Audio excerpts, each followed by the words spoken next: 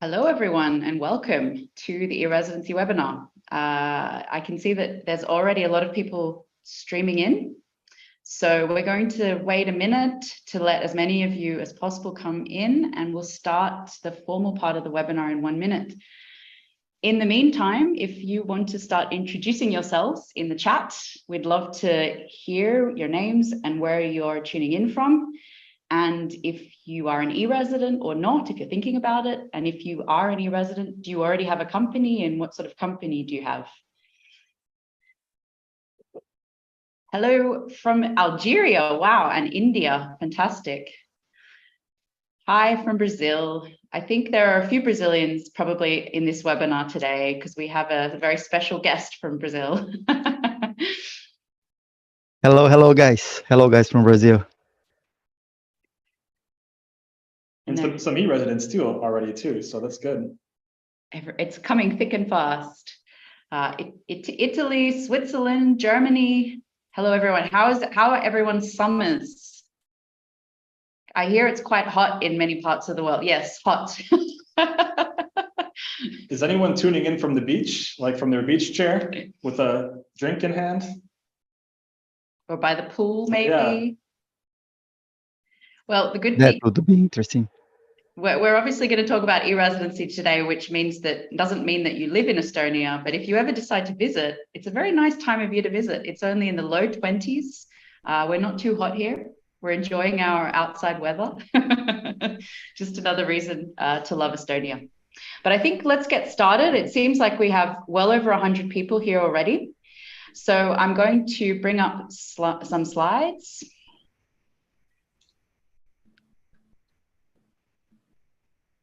And I'll make it full screen. Okay, so as I said, welcome to the live Q&A with the eResidency team and special guests, where we hope that we can answer as many of your questions as possible today. My name is Hannah Brown. I'm head of content at eResidency, and here is my colleague. I'm Alex. And we've also got a very special guest, Edilson, who is an e-resident and recently a new eResidency envoy. Edilson, would you like to introduce yourself? Yeah, hello guys. Thank you very much for the invitation. And let's try to answer some questions of people. I know they have a lot of questions to us about this Estonia and about e-residency. So, well, I am computer scientist. I am expert in cybersecurity, and I went to Estonia in 2018, bringing my company from Brazil to Estonia.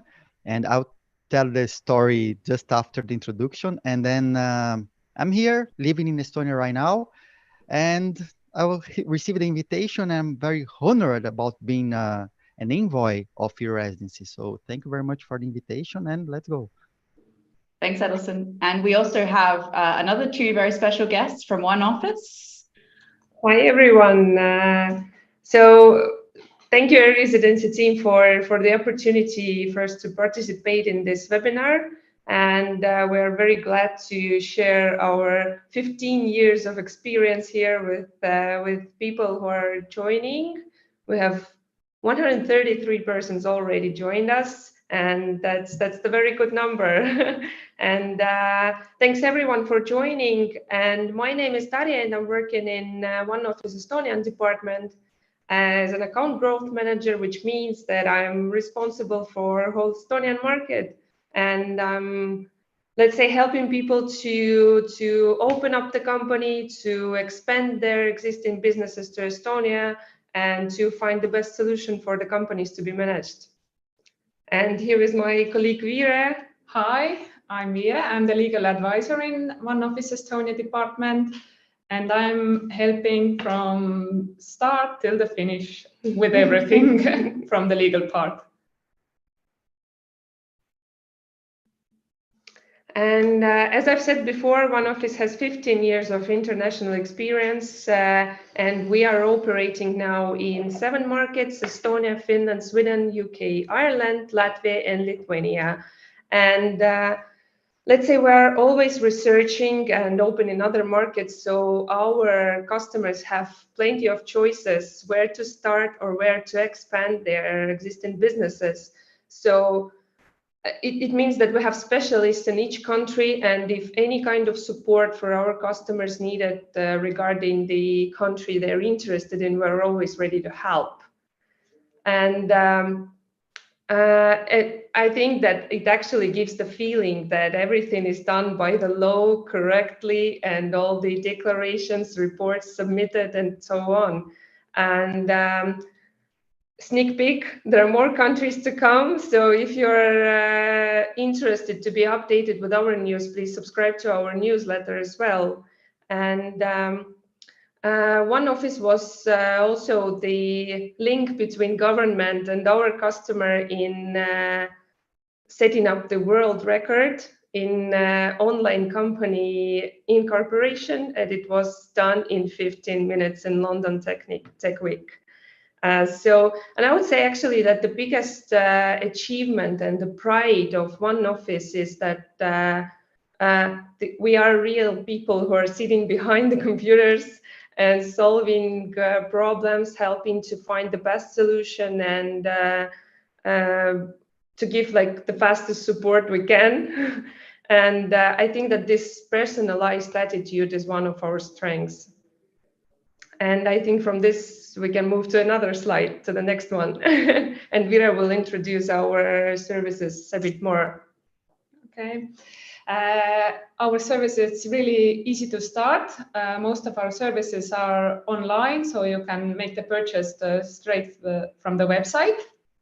And the first package, or like to start, if you don't need any other services, there are like no hidden fees. You just pay for the company formation. You will receive Estonian address. The price already includes the state fee, and you also receive contact person services.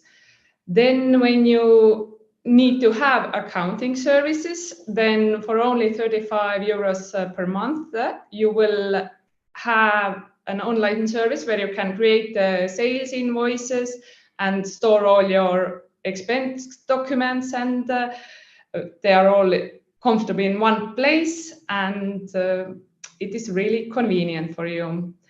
And the best part of OneOffice that we offer personalized solutions. If you want to establish a company with more complex structure, or you have accounting that needs some kind of special arrangement, then we are offering tailor-made solutions for your company. And we also give legal advice, whether it's selling your business or including some investors, and all the necessary details with that. So I think this is everything from our side at the moment, and we'll wait for your questions to answer and to get to know how can a OneOffice help you with this process. Thank you, Daria and Vera. And just to clarify as well, OneOffice is a marketplace member of eResidency, which means that they are a vetted, trusted partner of the eResidency community. So they are on our business directory, which we'll tell you about a little bit later. And you can either contact them here directly, or you can find them on our website as well. So I'm going to hand over to Alex in just 1 minute, but before I do that, just to let you all know, we're going to do this live Q&A in 3 parts. The first part is what you see here. What is eResidency? The basics of why you should apply and how to do so. We will stop and answer a few questions on related topics after we do this part. Then we will turn to part 2, which is about company formation and business banking. And then we'll stop and we'll do some questions on that topic. And finally, we'll end with taxation, which I'm sure many of you have questions about. If you do have questions, please put them in the Q&A tab. You can continue networking in the chat. That's absolutely fine. But if you want us to answer your questions either in writing or speaking, please put them in the Q&A tab. And two of my colleagues, Merit and Katrina, are also on the line here, and they will answer some of the questions in writing, provide some helpful links, these kinds of things. And the one final thing I wanted to talk about is at the end of the webinar, there will be a survey, which we would love for as many of you to answer as possible so that we can take on the feedback for future webinars. So with that, I'll hand over to Alex. All right, thanks, Hannah. Yeah, so the first part is about what is e-residency. So I did see in the chat that we do have a few e-residents here already. So this part is probably kind of old news for you. But for those of you who aren't e-residents yet, let's start with that and go through that process. So first of all, what is e-residency? E-residency at its core is a digital identity that gives you access to Estonia's e-services. And it also gives you the ability to do secure digital signatures. And it's also a digital key to doing business here in Estonia as well. And beyond that, as you can see already from Edilson being here, it also gives you access to a community of e-residents. So if you saw on the first slide, we have over 100,000 e-residents now around the world. So when you become an e-resident, you get immediately, put into this community and able to do business deals and really get able to grow your business. But it's also really important to talk about what e-residency is not. So let's go over that as well. So e-residency is not a travel document. It's not citizenship, a visa or residency permit, and it doesn't have any sort of automatic pathway to those either. So that's good to keep in mind. Also, e-residency is not tax residency. So we do have a section about taxes later. I know there's a lot of questions about that. So if you do have some questions, put them in the Q&A, but we'll also go over them a bit later. And e-residency does not give automatic access to a business bank account. And we're also going to cover that too, because I know that's a big question on people's minds if they're starting a company here in Estonia. And it also doesn't give you access to a personal bank account. So who can apply for e-residency? E-residency is only granted to individuals. I think this is sometimes confusing for people because you are granted as an individual e-residency, which you then use to normally register a company here in Estonia. So that's good to keep in mind. You have to have substantial interest in using e-services and starting a company in Estonia. That's the main reason why people apply. And of course, probably not too many people here who this applies to, but it's not open for Estonian citizens or residents of Estonia. And just as a reminder too, we also have restrictions on new applications from Russians and Belarusian citizens currently. So why should you become an e-resident? Why are you here today on our live Q&A? First of all, the main benefit is that you can register an EU-based company 100% online from anywhere. You can run your business remotely with secure access to services here in Estonia. So it's really good for people who are location independent, who like to have flexibility from where they run their business. You can also digitally sign documents with the highest eIDAS standards. Now, you're asking me, Alex, what does that mean? This is a framework within the European Union that ranks levels of digital signatures, and Estonia's ID card, digital ID card that you get as an e-resident gives you the highest level. So it's as strong, it's equivalent to a handwritten signature. And of course, we're going to keep mentioning it over and over again, but this community of e-residents, 100,000 around the world, this is a really big benefit that you get when you become an e-resident. And here's another one, Patrick here. So what's the timeline for becoming an e-resident? First, you're going to apply online. This is an application process that's administrated by Estonia's Police and Border Guard Board. It takes about 30 minutes. Then you are going to choose a pickup location and also pay the state fee at this time, which is 100 to 120 euros, depending on where you apply. After that, Estonia's Police and Border Guard Board is going to review your application, and they have 30 days by the law to do that. So it will never take longer than 30 days. After they've reviewed your application, if you receive a positive answer, which the vast majority of people do, your e-residency kit will be shipped from Estonia to your pickup location within 2 to 5 weeks. And of course, once your e-residency digital ID card has been shipped to your chosen pickup location, which is an embassy or consulate of Estonia around the world, you're going to make an appointment to go to the embassy, give your fingerprints, and collect your card. So as a kind of summary, this process generally takes about 3 to 8 weeks, depending on where you are. If you live a little bit closer to Estonia, it can be on the 3-week side. If you live on the other side of the world, it's more on the 8-week side. And this is also on our website, but here are the pickup locations for eResidency. So as you can see, we don't have, entirely global coverage. So if you do need to, you might need to travel to a location near you to pick up your digital ID card. So just keep that in mind before you apply. And I'll turn it back over to Hannah to go over the company formation details. Well, before we do that, let's just check the Q&A. Oh, yes. And okay. while we're checking the Q&A, maybe Edilson, this might be a nice time for you to talk about your e-residency journey and how you came to be in Estonia and running a company in Estonia. Yes. Let me just see. I saw some people sending messages to me on the chat, and I would like to ask you to send the message to the Q&A because it's easier to us to retrieve the question and answer it. Okay, because in the chat screen it will be like it's roll fast and we can't get all the messages over there. So thank you very much for everyone who is watching this presentation right now. And as I said before, I am Edilson. I came to Estonia.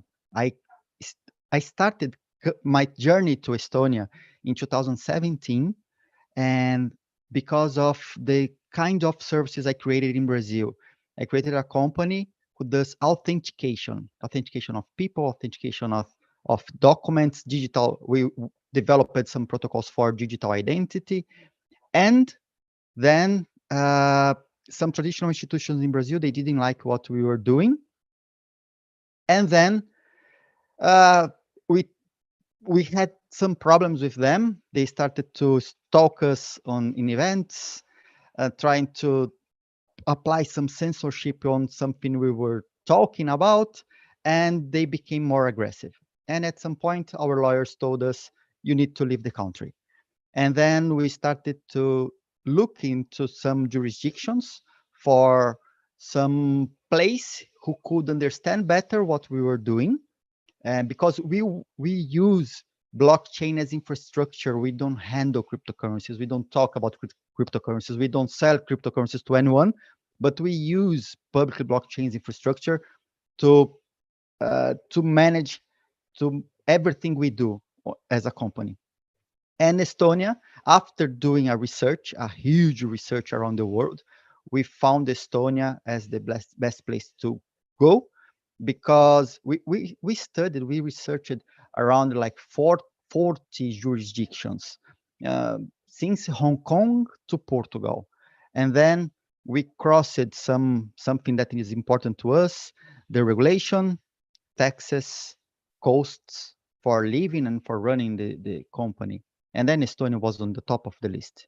And because of that, we decided to open the company in Estonia, but we didn't know anything about Estonia or little about Estonia. Then I started through the e-Residency. First, I applied it to the e-Residency. It was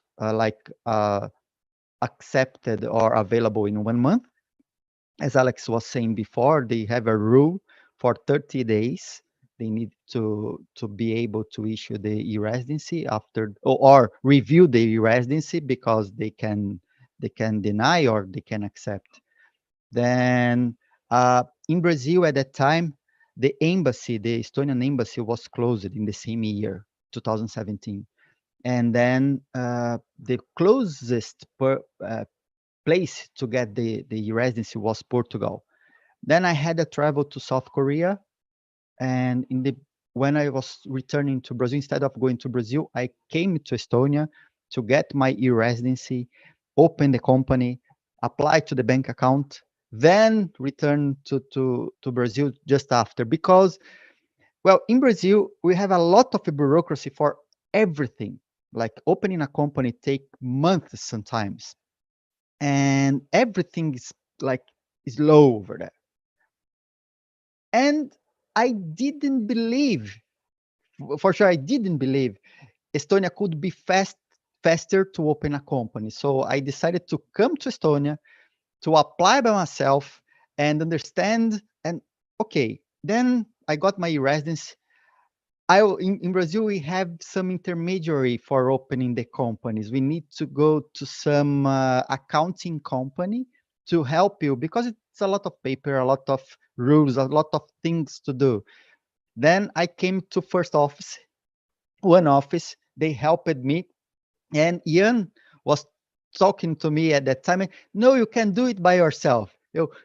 Please, guy, help me, because I can't believe I can't do it by myself.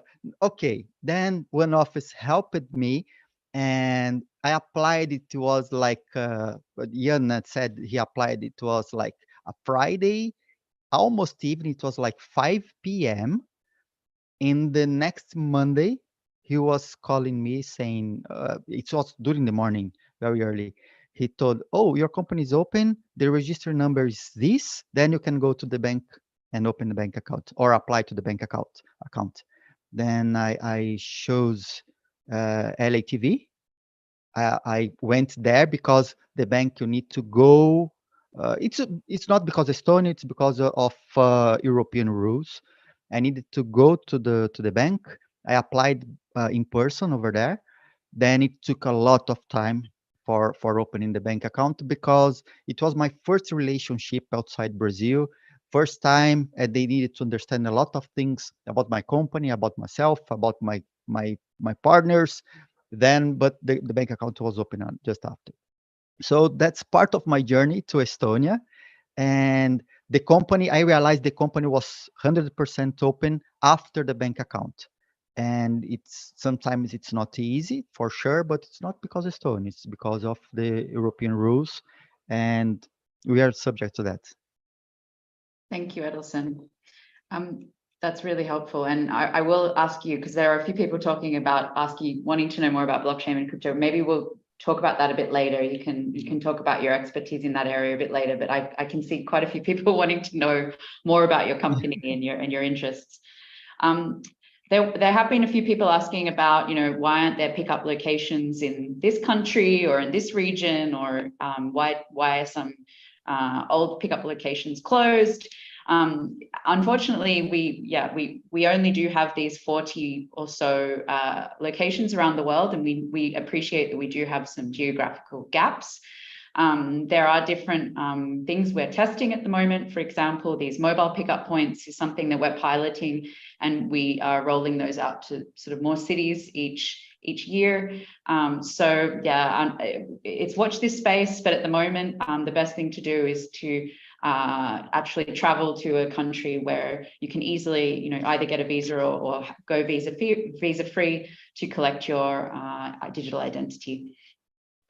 So apart from that, I think there's not so many questions on the application process or anything. So I think let's move on to the company formation topic and business banking, because I know that there'll be a lot of questions on this area.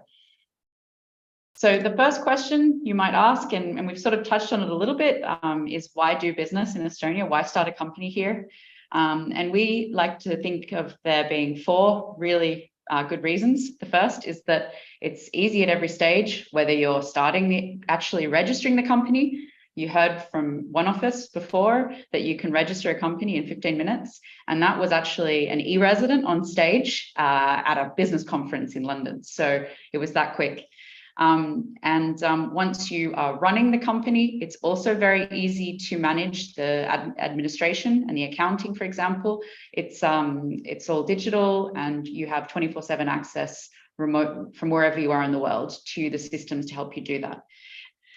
The second reason is that you can feel safe doing business in Estonia in the secure digital systems that are here, and being part in a country that's part of the EU, that's part of NATO, and most international institutions as well. The third reason is that you have access to a lot of opportunities for your business and you to thrive. And so this is whether you're a freelancer and you just want less time spent on admin, more time spent on your creative projects, or if you're running like a multinational series of companies and you want easy access to the EU, to EU clients, to do business in euros, for example. So, and everything in between, basically. You have a lot of access to the startup ecosystem here in Estonia, which is extremely vibrant and flourishing. You have a very good company sort of trustworthiness in the eyes of investors, of VC, of angel investors, these kinds of things. And Estonian companies can also apply for European grants and Estonian grants as well. So some of the opportunities that you're opening yourself up to by becoming an e-resident, starting a company in Estonia. And we've mentioned community, but I just want to really highlight this point that Alex made earlier, but you're joining a global network of entrepreneurs, and not just e-resident entrepreneurs. You're also now in the Estonian mafia of startups. You're meeting service providers like OneOffice. There's 130 of them on our marketplace right now. So that's a lot of business people here in Estonia and in other countries. And as I said, venture capital investors, accelerators, other startup people as well. So it's no wonder that Estonian e-residents have started well over 26,000 companies since the program began in 2014.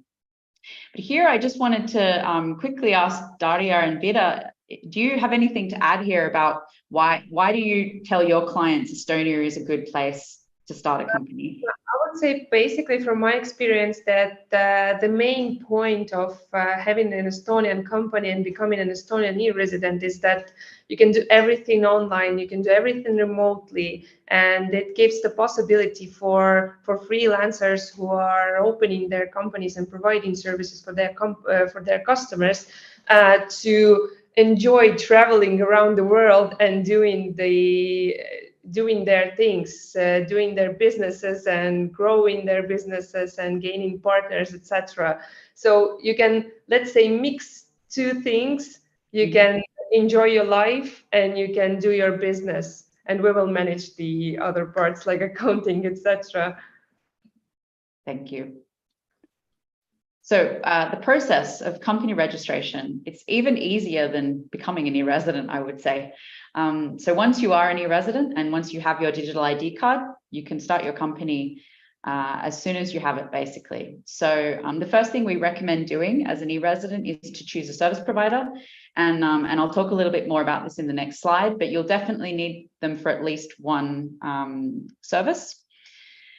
And then once you have the service provider, you can either do this yourself or your service provider can help you do this themselves. Log into the e-business registry with your ID card, or your service provider might have an API formation service as well, and then register your company. I think the hardest part in this whole process is what is the name of your company and is it available, basically. And then maybe the second hardest thing is figuring out what you're doing and matching it to an area of activity code in the system. But don't worry too much about that because it's something that you can very easily change each year when you do your annual report. So another thing to think about is if you are in a particular industry, you may need a license or a notice of economic activity. Estonia has a very low regulation business environment. So there's no big surprises here when we talk about the industries. For example, if you want to have a tourism license, you might need to give a notice of economic activity.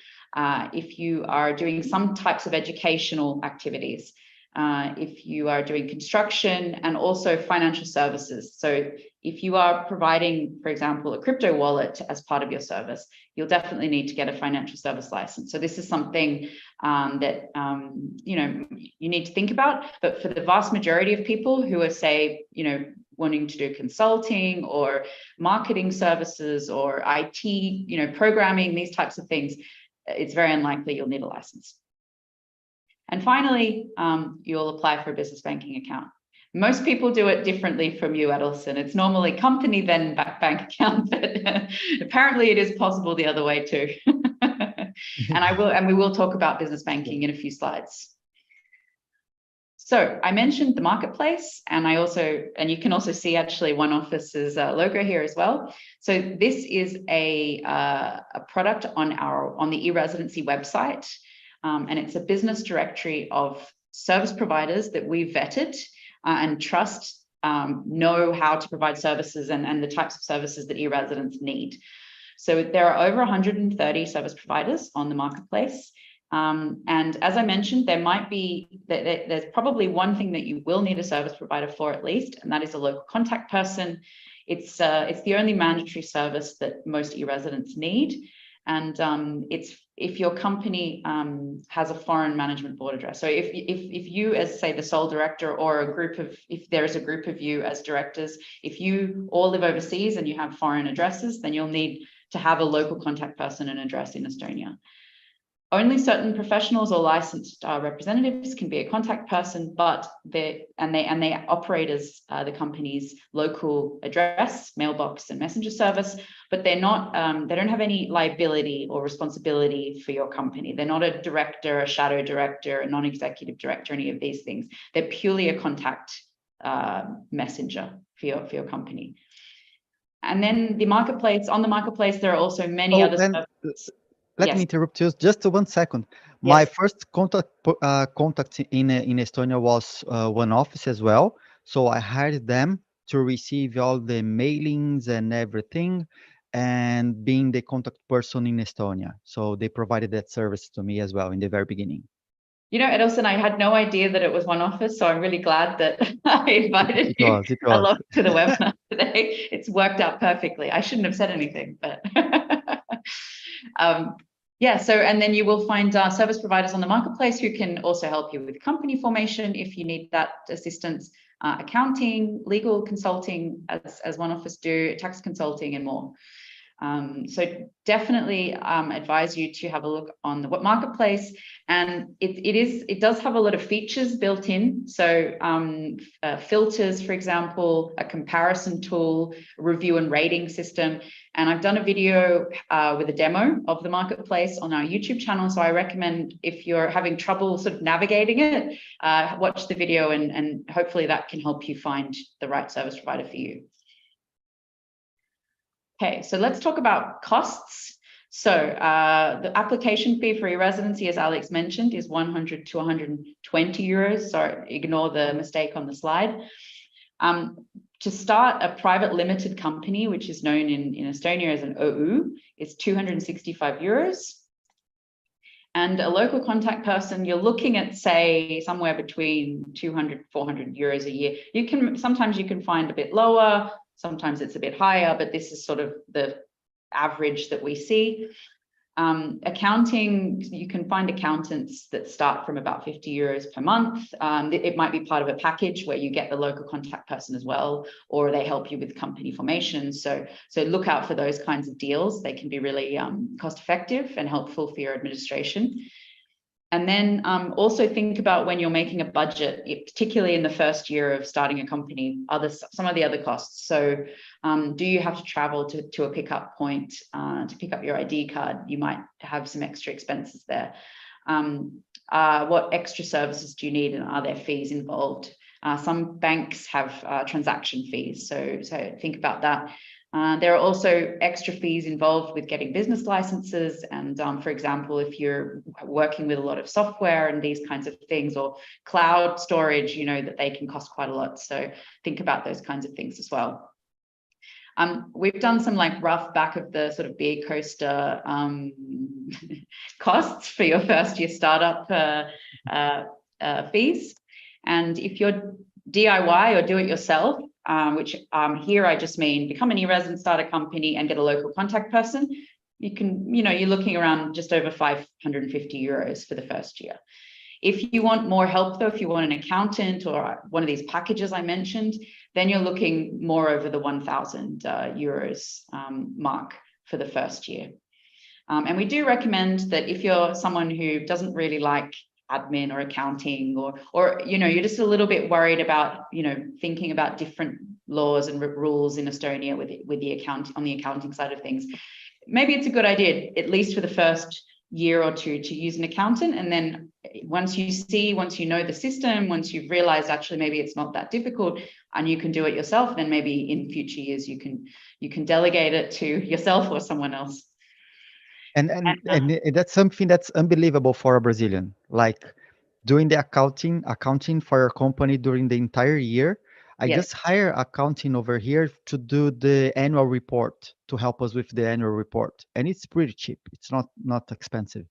But in Brazil, it's impossible. You need to pay for, if you have a company, any size, you need to have an accounting for helping you every month.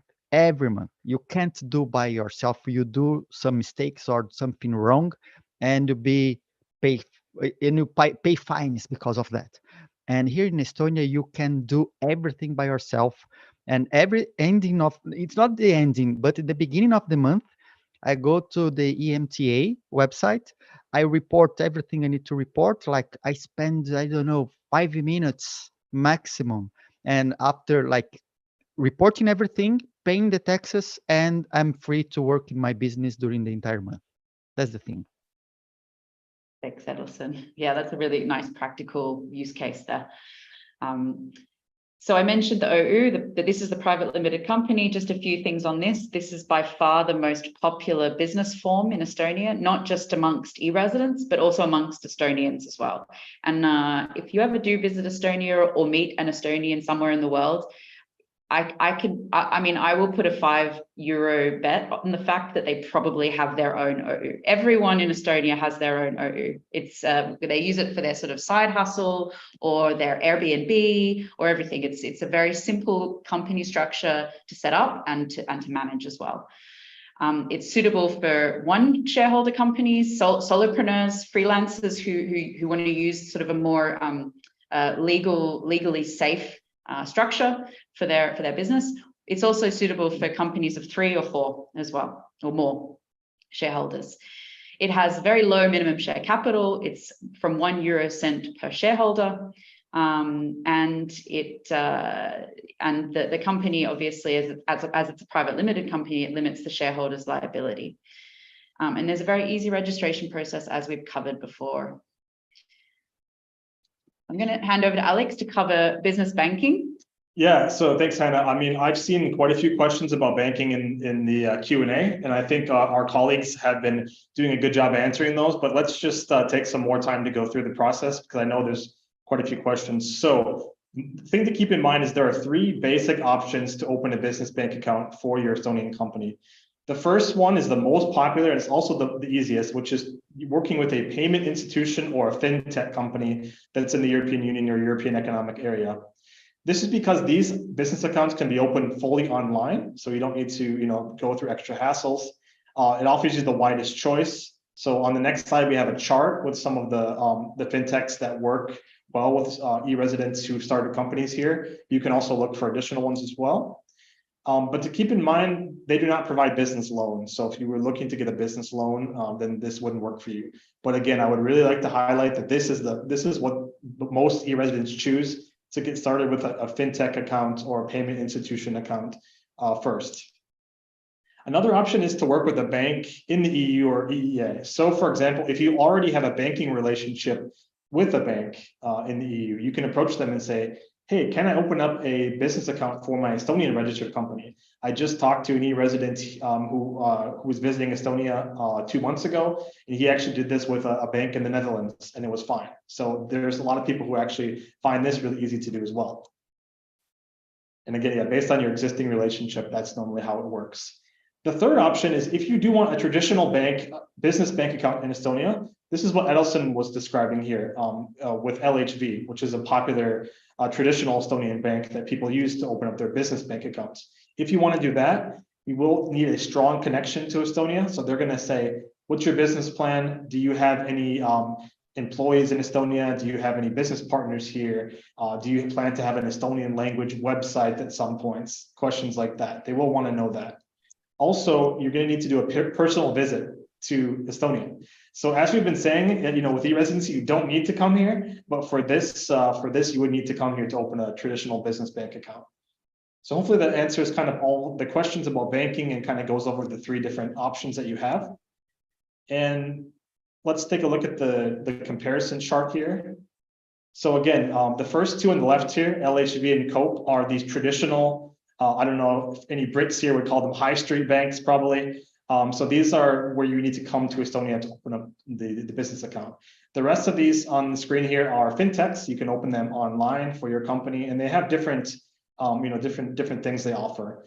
One thing I would like to highlight is this is kind of technical, but for anyone who works with any online payment platforms or marketplaces, if you're selling on I don't know, Etsy or I don't know, eBay or Amazon, fulfillment by Amazon or something, or even doing like collecting money through Google AdWords or AdSense or something, then you might need an Estonian IBAN number. So you might want to look at one of these first two options in the fintechs, which is OneOffice's offer. That's a mouthful, wow. Or we trust.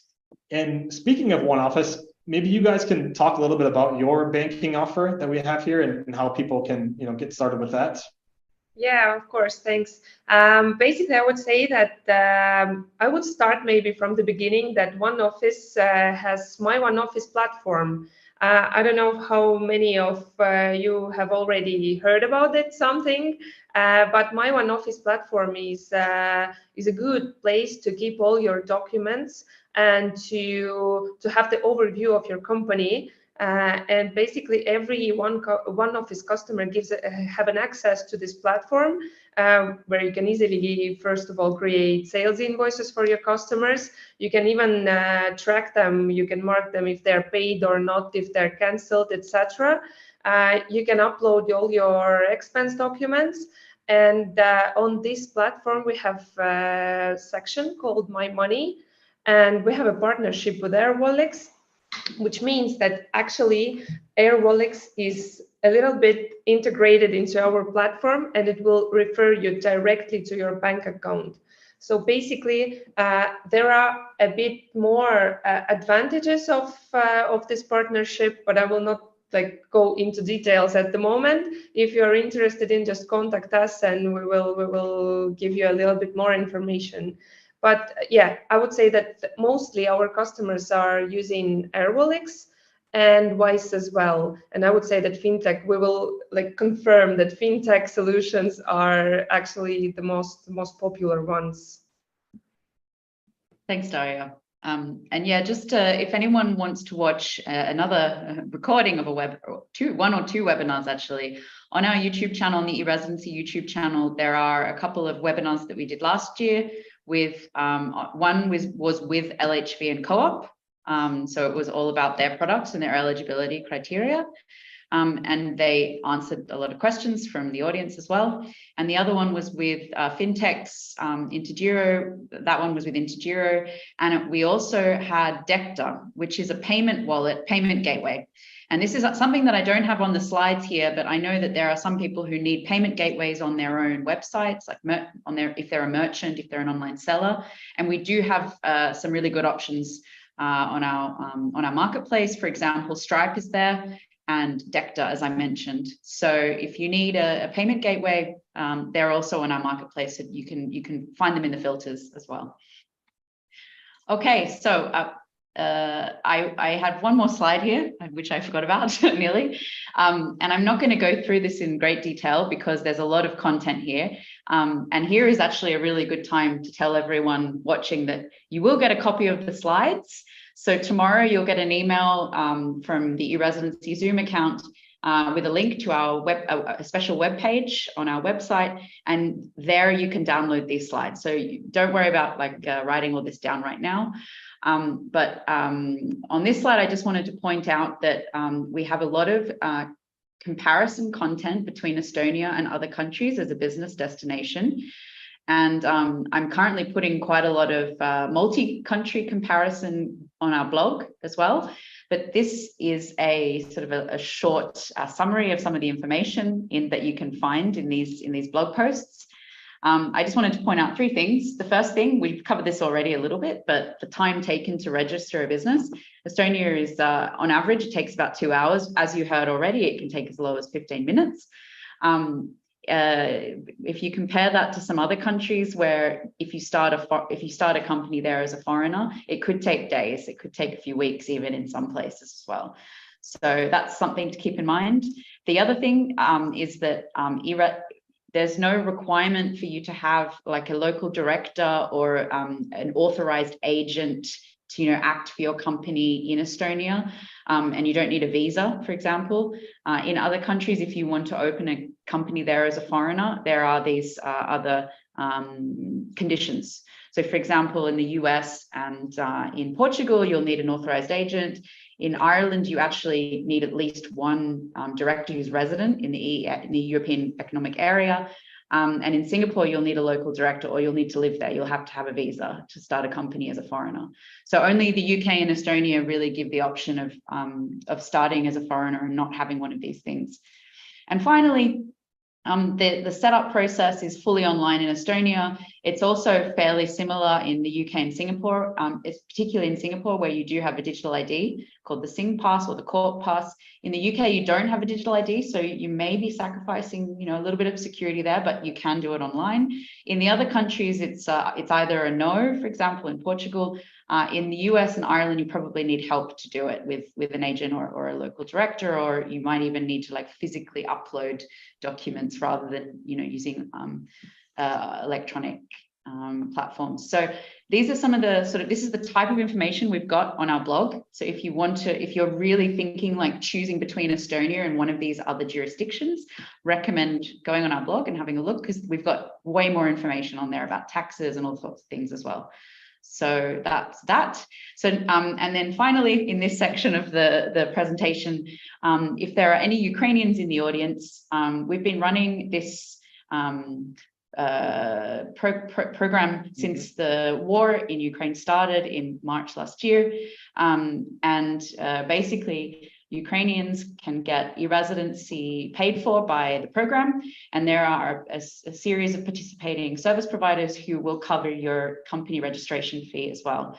So we've got more information on our website, but just wanted to alert you to this promotion that's ongoing this year as well. Okay, so before we get to taxes, let's go into the Q&A. Daria, Vera, or Edilson, are there any questions that you've seen in the Q&A that you'd like to answer while Alex and I kind of have a look? Yeah, some people was asking there if there's some crypto companies in Estonia. Yeah, there's a lot. But now probably this answer will answer a lot of questions. Okay. In Estonia, and it's not because of Estonia, right now, Europe is approving a new regulation about cryptocurrencies and crypto assets. The name is MiCA. And Estonia, they did something before MiCA, but very related to MiCA. So if you have a crypto company, you need to follow some new rules. And in case of you are custodian, there's another things you need to follow. So you need to apply for a license for being a crypto company in Estonia. And there's something new over there, because if you have a crypto company, you need to have a local director working in the company. That's probably one exception of the company for opening a company in Estonia, because for crypto companies, you must have a local director right now, based in the new regulation of Europe and the new regulation already running in Estonia. All right, thanks. Thanks, Edilson. I think one thing I have also seen a couple of questions about that. In the beginning, we talked about, what e-Residency is not, that it's not a visa or residency permit or something, but there's been quite a few questions here about, what if I do want to move to Estonia? And so there are two programs I'd like to mention. One of them is called the Startup Visa. So if you have a company registered in Estonia, or actually outside of Estonia, you can apply for the Startup Visa and bring yourself and your team to Estonia. And there's another one that just was launched last year called the Digital Nomad Visa. And this is if your company is registered outside of Estonia, or if your Estonian company primarily serves clients outside of Estonia, then you can apply for a Digital Nomad Visa. So also, Edilson, didn't you originally move to Estonia with Startup Visa? Yeah, what happened was in 2018, I came to Estonia, I did some travels to Estonia. Then I met Startup Estonia over here. Mm-hmm. And I was talking to them and I told them, oh, I'll move to Estonia. I'm just verifying where are the investors, how is the market around and everything. Then they told me, oh, you should apply to the Startup Visa. And I was one of the first ones for getting the Startup Visa. It's not the first one, because they say, oh, Original My, your company is the baby of Startup Visa. Because at that time, even the borders, they didn't know how to manage the application number and everything. And I was getting information over there, bringing to Startup Estonia, getting information in Startup Estonia, telling to the borders how to do the thing. Then I got my application number up, my visa approved, and then I moved it to Estonia, and I'm living here right now. Well, hopefully they've improved it since you gave your feedback. But yeah, so that's just, if anyone wants to move here physically, you can look up those two programs. And one thing I can add, Estonia is doing they give a lot of support, even for e-residents and for startups and founders who are moving to Estonia. And Estonia has another agencies like work in Estonia. So if you have a family, they help how to relocate your spouse, for example, your wife living in Estonia, and they bring a lot of meetups for the communities of your residents, communities of startups, and we learn a lot living in Estonia from all the agencies Estonia has. It's crazy.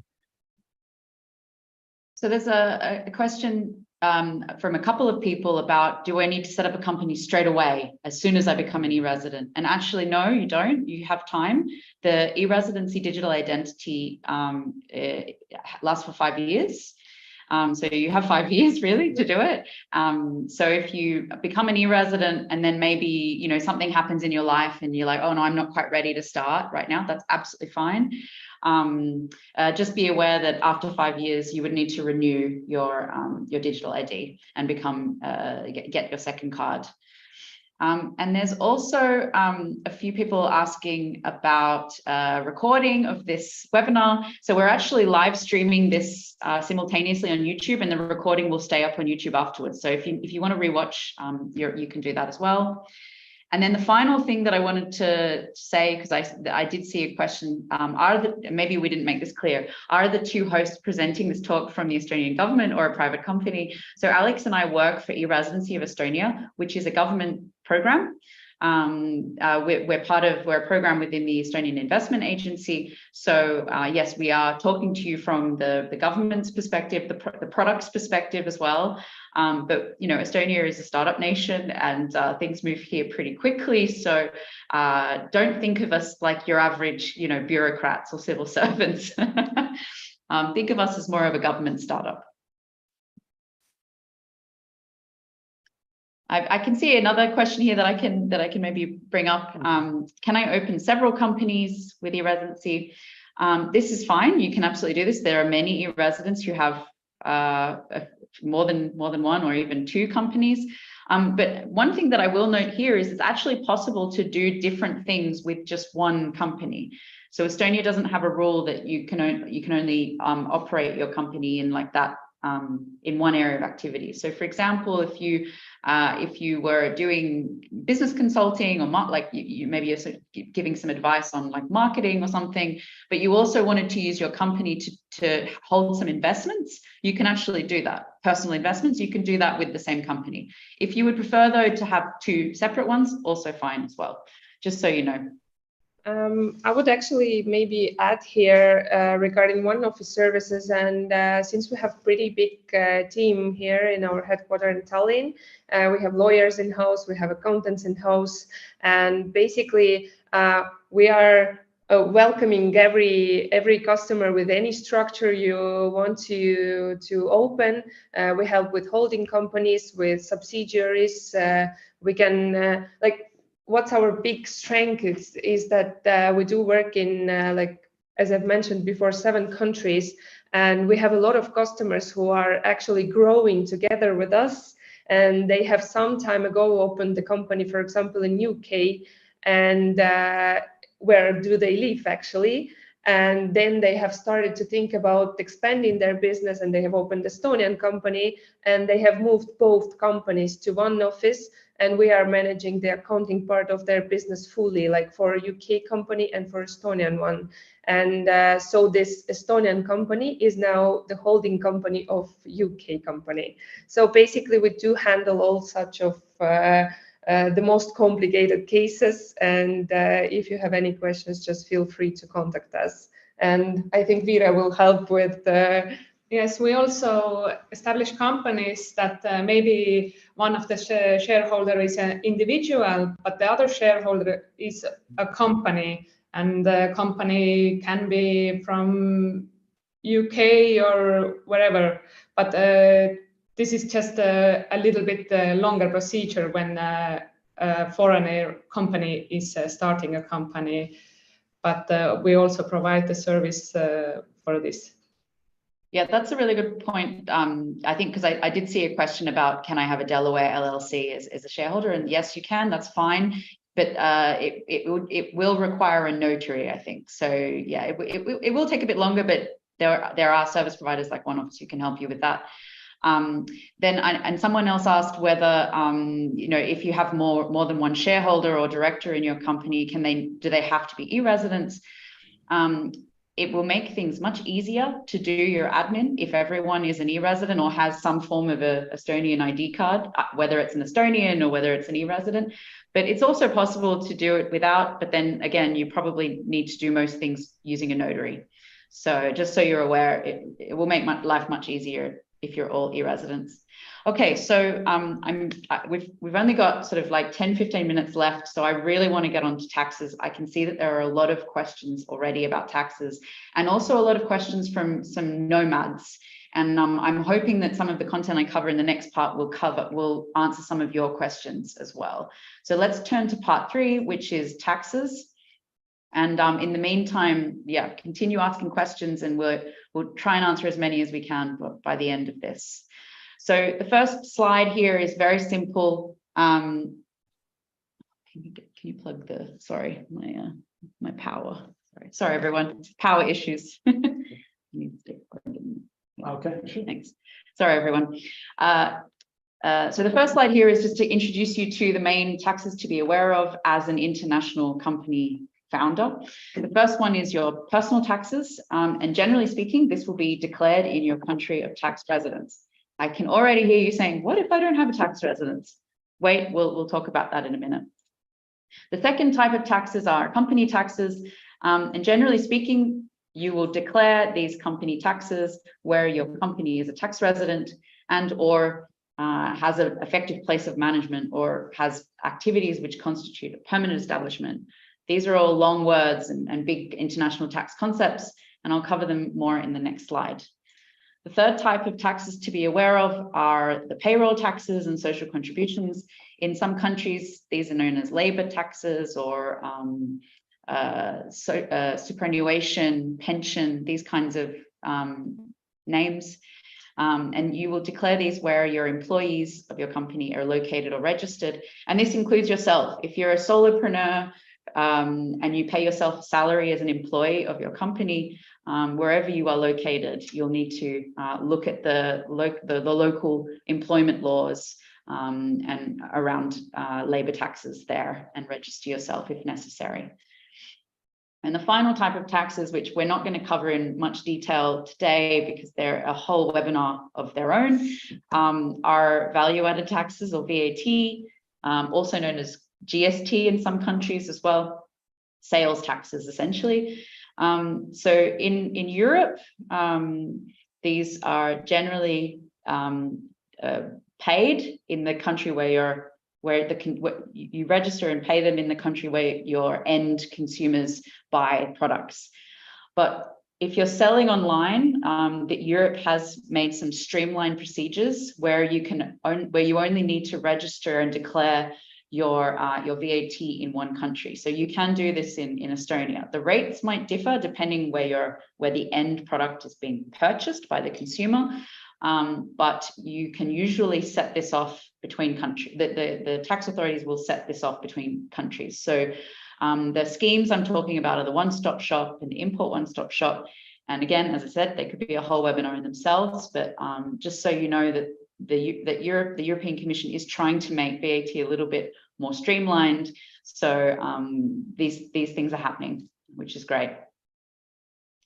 So let's go more into detail on company taxes, the second type of taxes that I mentioned in that slide. So for Estonian companies, they will be automatically registered as tax residents in Estonia by the Estonian Tax and Customs Board when they're registered. So this means that technically speaking, they are a tax resident of Estonia when they're registered. But there are two things to be aware of.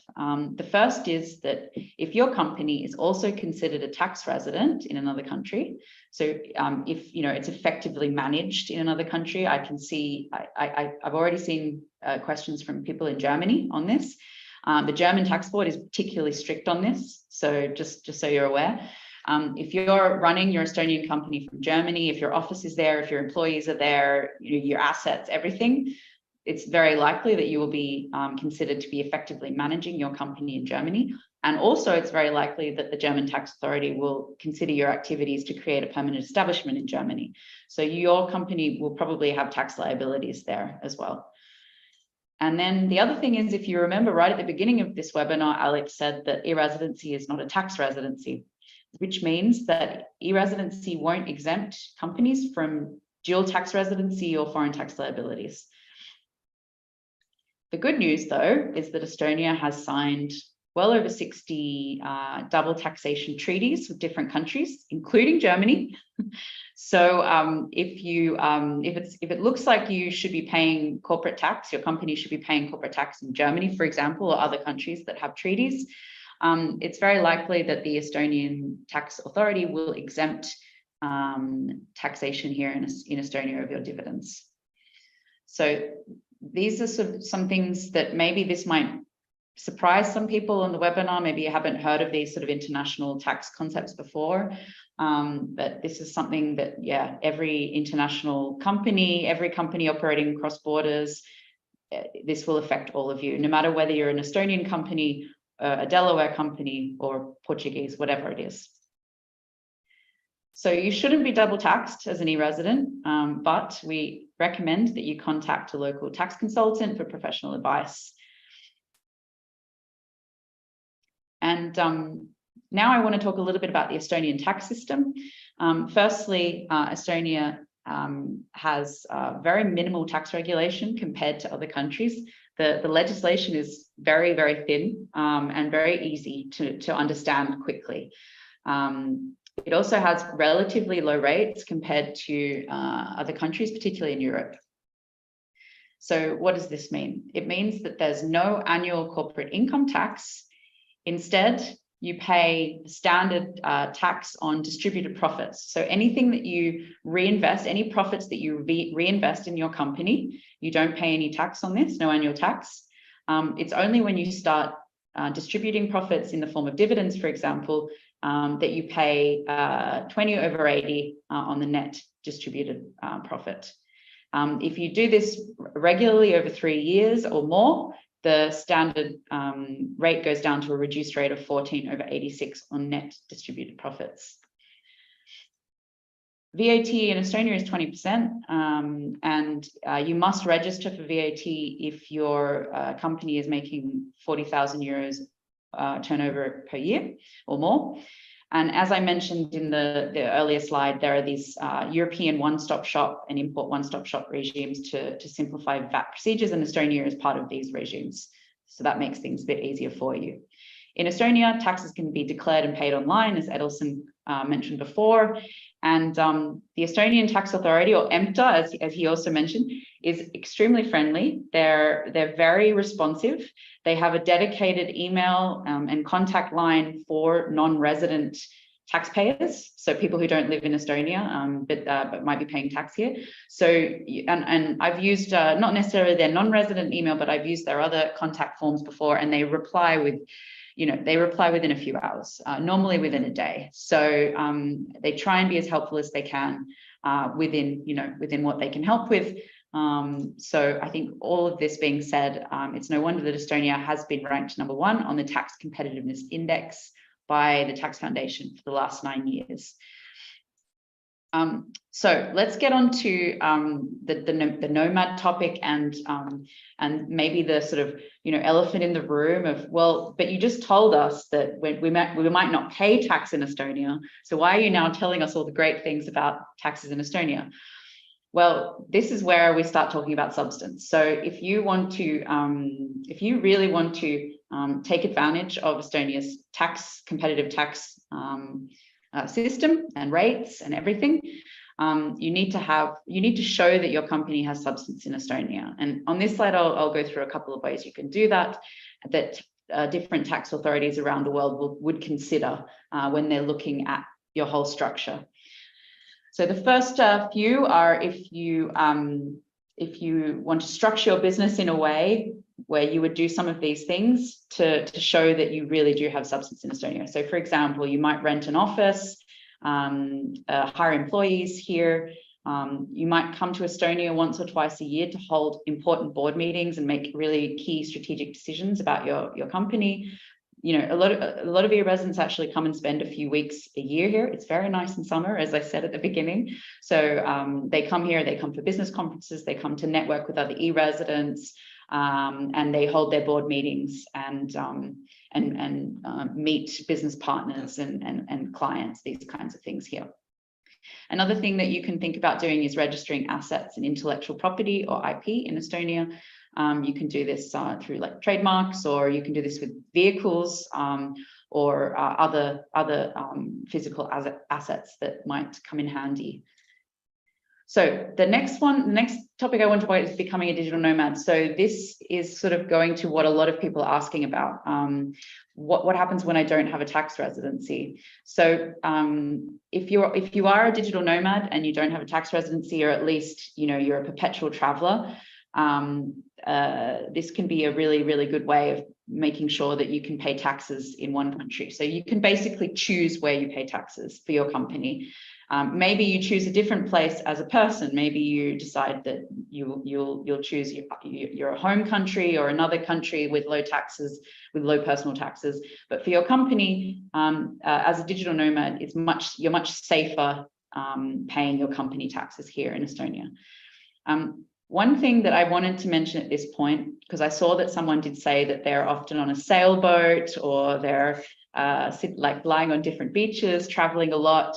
So maybe you qualify as a perpetual traveler, as I think the tax accountants call it.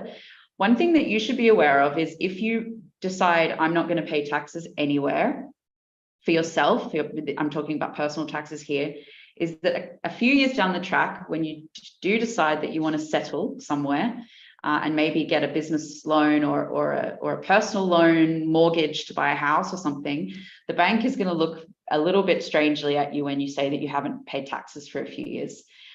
It might make things more difficult for you to get a bank account or get a mortgage or borrow money to start get investment in your business, because you may be seen as a risky person, and that's not just sort of hearsay. That's according to some of the sort of European regulations, other global anti-money laundering, counterterrorism, these types of regulations as well. So yeah, I would think long and hard about whether you maybe should choose a country, wherever it is, as a person and for your company, where you pay tax, so that you have the paper trail and you're legit within the global system of taxation. So this is a sort of advice, I suppose, but not legal advice, but just something to think about if you are in that category of people. Another option is to relocate, and we have Edilson here, who's obviously done this. This means that for his company, and I think probably personally as well, Estonia is his tax residency. So that's something to think about.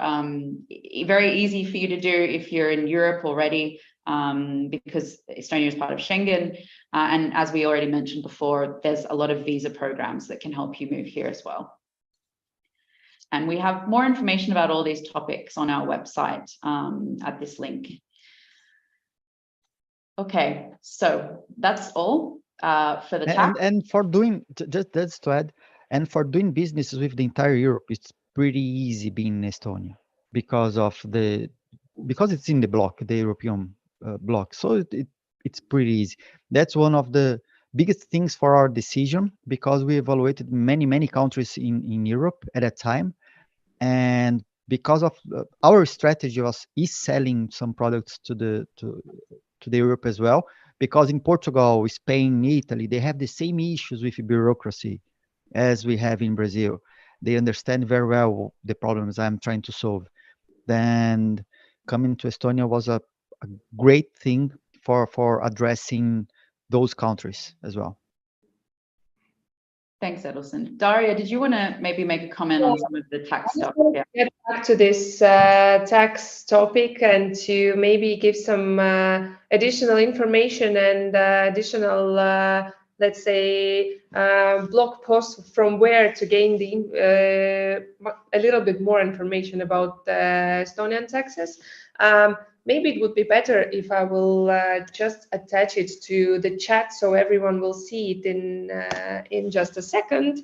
And if you will go there, it's our blog post about taxes in Estonia, and we have added actually a little bit, we have added some examples already there. So if you will see that your case is familiar with that, or if it's not, you can always contact us for a consultation with our accountant, and she will pick up. She will describe all the taxes in Estonia and what do you need to pay in your exact case, and then we'll pick up the best solution. How can OneOffice handle the accounting part? Maybe I'll jump in here, give Hannah a little bit of a break here, let her drink some water or something. But yeah, I think so the resource, the blog that OneOffice just dropped in the chat, you can have a look at that. But I saw a couple, when Hannah was speaking about taxes, I saw quite a few questions too about dividends. What are dividends? Is it different from salary? So I think I will also drop a link in the chat too. So if you, as we discussed, if you are eligible to pay your corporate taxes in Estonia, then there are, beyond dividends, you also could consider salary and board members and directors fees. So those are two other things you want to consider as well. So definitely take a look at that and read about those. But I think most e-residents definitely want to know about dividends because that's what they're most interested in. Anything else to add to that? Yeah, and a few people are asking about hiring employees. Firstly, you can hire employees anywhere, but you'll need to, in any country, but you'll need to make sure you're very clear on what the employment laws are in the country where your employees are located. A really good way to do this is to use an employer of record, and we do have some on our marketplace. So, for example, Deal is one on our marketplace.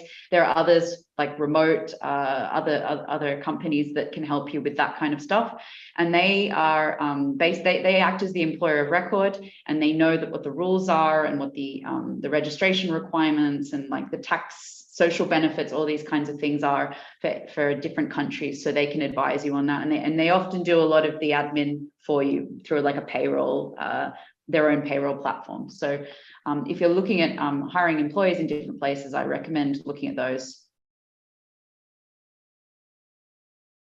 Okay, anything else we want to end on? I think there are a couple of people asking about the tax rates going up. So currently the Estonian government is considering raising the tax rate, the corporate tax rate.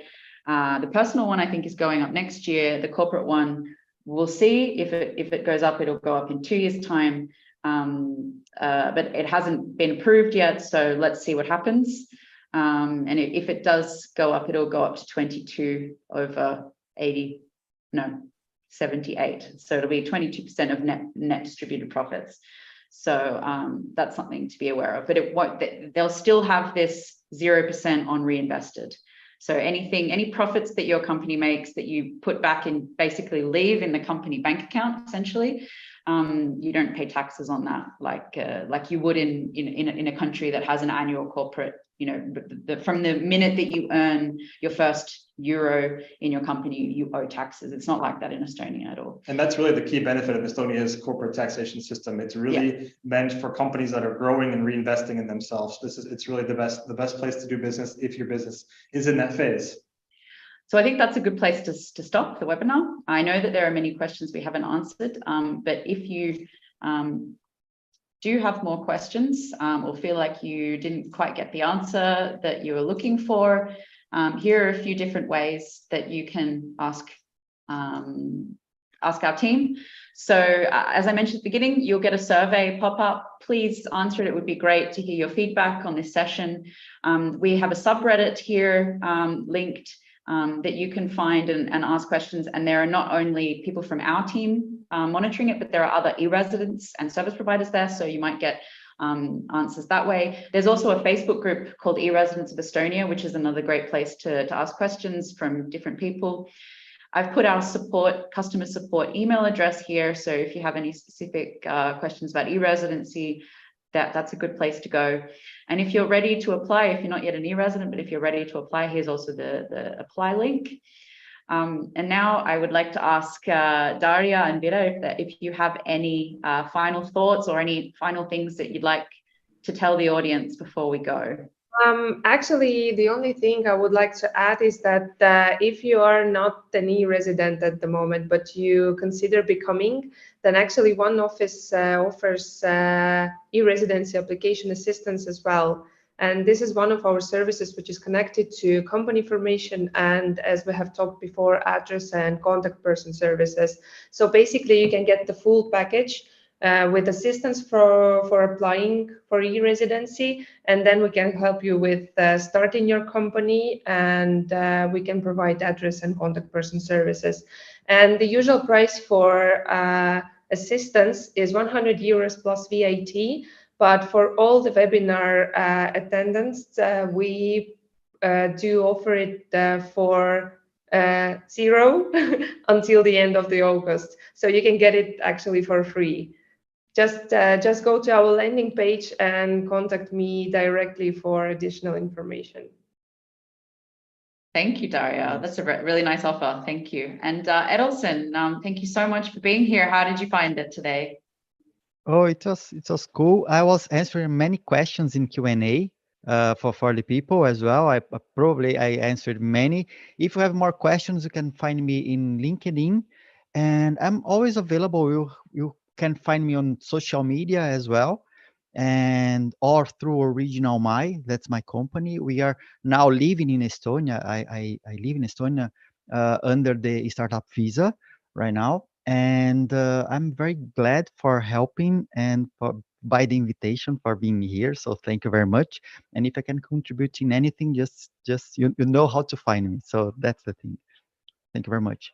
Thanks, Edilson. Thank you, Alex. Thank you. Thanks, everyone. And thank you, everyone at home, for tuning in, and have a really, really nice afternoon or morning, wherever you are in the world. And we hope to welcome you into the e-residency community very soon. Thank you. Bye.